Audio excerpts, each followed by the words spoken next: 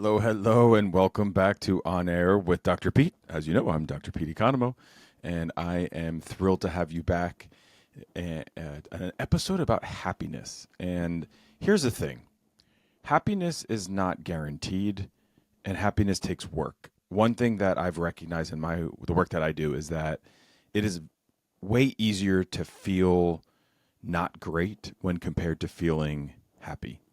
It's for me. I can sit on the couch. I could veg. I could do certain things like eat Oreos or maybe have a few glasses of wine or a drink.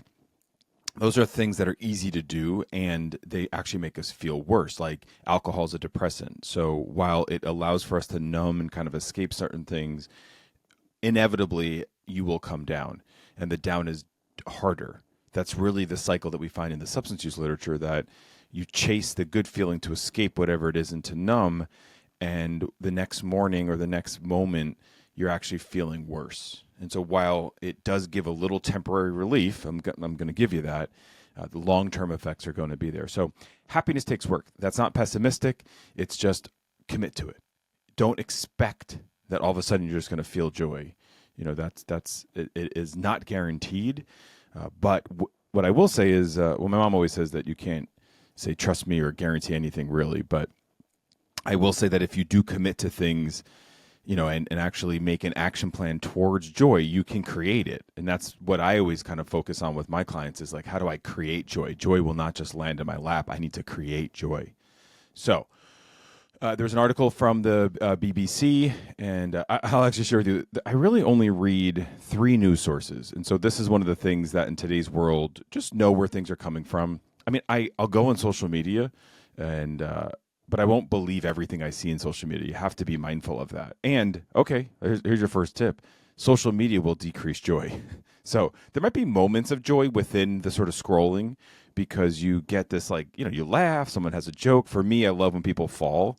I know it might sound terrible, but the falling ones, really make me laugh. That's my warped sense of humor from my mom. Thanks, Mom. And then I also enjoy like the dancing ones, and some of these, just any kind of trends that just sort of, that TikTok kind of brings us. But what we find is that there's an increase in depression and anxiety with over usage of social media. So if notice your like screen time, and if you're using too much of it, be sure to reduce that. With my clients, a lot of times we'll set screen limits.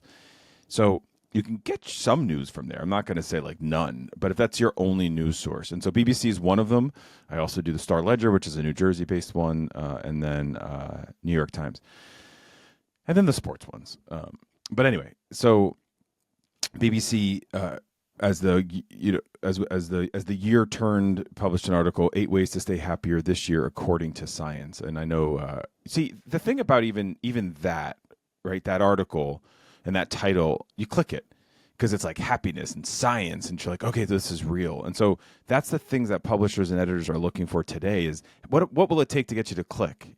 So an article I read this morning was said, oh, crazy winter storm coming, 6 to 9 inches in parts of New Jersey. Doesn't say like southern or anything more specific than that. Led me to click. And from a mindfulness perspective, I was very aware that that's what was happening. I was like, oh, I'm clicking because this is an interesting thing, and they just baited me into that. And good job, Star Ledger. That's the local news, for mostly Jersey. So 8 ways to stay happier. These are really great tips, and there's some good science that I'm going to share with you from this article. It was published from the BBC Future Team. I'm not quite sure who that is, but it is a group of people that came together to look at what science was telling them about happiness. So first one, you want to embrace friendships as we age. So, and this is something, actually, on When East Meets West, we did an episode recently on adult dating. And so if you are an adult and you are kind of maybe lonely or lacking friendship, whether married or unmarried, doesn't matter. This adult dating is certainly a thing. So embrace friendships as we age, cultivate them. One way is that maybe you revisit some old friends, some friends that you've disconnected with. That takes work. Are you the person that is always keeping people connected, or are you waiting for people to reach out to you? Now, you can't have everyone be all the same type of way, but if you are just waiting for people to contact you and they're not, you may have to take some effort to do so, because that that again takes work. That's what will take to get that joy from friendships. Confelicity. Did you ever hear that word? So confelicity is kind of connected with compassion. David Robson also wrote about that in the BBC, where he defined it as, quote, shared happiness, quote. And that's why it's usually connected with compassion, because compassion is a shared experience. It's empathy with boundaries, I like to say. So the shared happiness of confelicity. So that means don't only notice if you feel jealous or judgmental of a friend or a colleague that just got a raise or got a promotion, because that bitterness we really hold in our DNA. I don't know if you believe with that. That's okay if you don't. But in our bodies, we hold a lot of that, toxicity. So if I can engage in confelicity, I'm going to kind of celebrate other people's happiness, and that cultivates friendships. And a lot of research has said that. Volunteering, you've heard me talk about that on this pretty much everywhere. Volunteering is something that is shown, it's shown that it has like a really, really great impact on people. It's an effective form. It's something that like I sort of prescribe, if you will. Like if somebody's really struggling, and feeling disconnected or feeling like their values are not fully aligned or just sort of something's missing, that is important, to do so. And it does, research has shown that it actually will reduce chronic pain or even reduce depression. So connect with your ancestors. So this is really an interesting one that they came up with. So they referenced a study from Melbourne in Australia about understanding like their family history led to higher levels of satisfaction and well-being. So lots of good technology for that. I actually did an ancestry.com and that helped like find relatives that I didn't know. And now we have a connection with them, which how beautiful is that of technology? That's using technology rather than technology using you. Write a list. So you'll see this a lot in the compassion-based literature where, I was watching Someone Somewhere on HBO. Shout out to my friend Henry who gave me that suggestion. Really great show, deep. And one of the main characters, Sam, she says, well, I wrote a list of all the things I did today and the things I was thankful for yesterday. And her castmate, during it was like, oh my God, that's amazing. And she's like, well, no, I really didn't. But, I thought that would be a good idea too. And she was right. Like, these are things that we know. So even like this list of like happiness, this is not new. What will it take to commit to it? And that was sort of the joke in that line of like, yeah, I'm going to do this. But she didn't. Look forward to fun activities.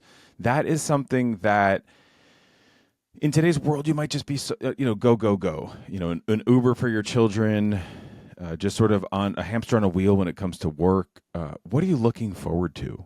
And it doesn't take you out of the present moment, but in the present moment, can you plan for something in the future? That's how we look about it from a mindfulness perspective. And it's got to be fun. There's this, I saw a commercial like during one of the sporting events I was watching where they had kids telling adults how to get happy. And I don't know if you've ever seen that, but if you haven't, check that out maybe on the YouTube, or maybe I could put it in the show notes, but it's really powerful and beautiful. These kids saying like, throw dirt, roll around, be silly, make funny faces. We don't do this as much, but we need to. One of my favorites from this was do nothing. We do not know how to be bored. And this is where I'm so thankful for the gift of meditation in my life.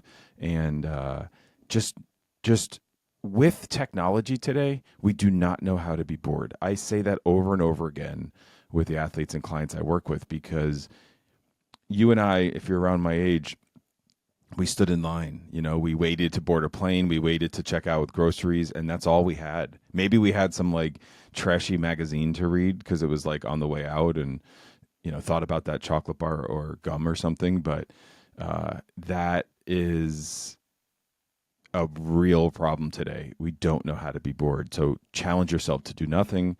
And the last one was try not to drink too much caffeine. And so This is one of those things where moderation, and so in mindfulness we call this middle path, but moderation is, it's not to say none, because of course there's a ton of research that shows caffeine can help improve aspects of health. Like a glass of wine can improve glasses of health. But if I have 6 glasses of wine or 6 cups of coffee, that has kind of showed that there's issues with heart disease, type 2 diabetes, other sort of things around that. But you want to be sure that you are kind of managing your caffeine. And it's funny because that's been a lot in my life lately where, I'm always around stuff and so I can grab it, but I'm being more mindful of like, do I need that? And especially because you don't want to do it as you're getting closer to bed.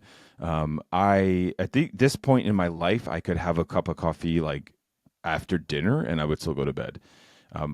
I don't know what that's about. I mean, of course, caffeine is physiological.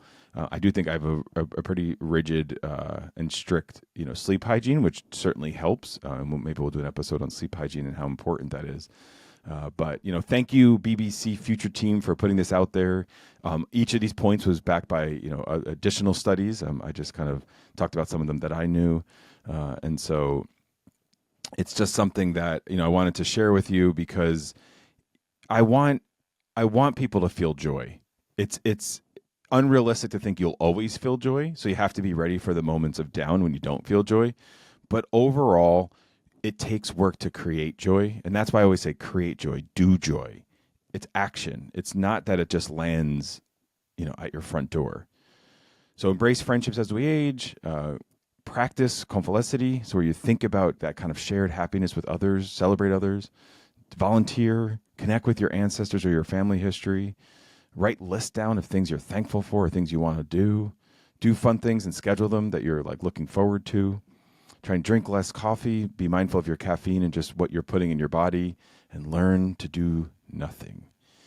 So this morning, actually, I read this piece from Intimacy with the Present Moment. That's from Larry Rosenberg. And a famous Buddhist sutra says that if one mote of dust were removed from the universe, the entire thing would collapse. That's the Dharma attitude. Absolutely everything is essential. How does that relate? Joy takes work, and it's a lot of stuff that goes into it. And so the universe is sort of perfect in the way that it is. Everything is essential. I have to have pain to have joy. That comes out of a lot of other research too. I can't choose only to have joy. But in order to feel joy and create joy as much as possible, think about what it is that you can do to create that. So I hope that you have happiness, experience things that you want to experience. Take some of these tips, practice them. If you like this episode, and if you want to hear we want to hear from you. So officialdrpete.com, everything that's our handles, Instagram, TikTok, officialdrpete.com. Write us any show ideas you have, anything that you really think that we would benefit from. So we love to hear you, and follow, share, please, let's get the word out here, because all we want is to spread a little kindness. And please stay well.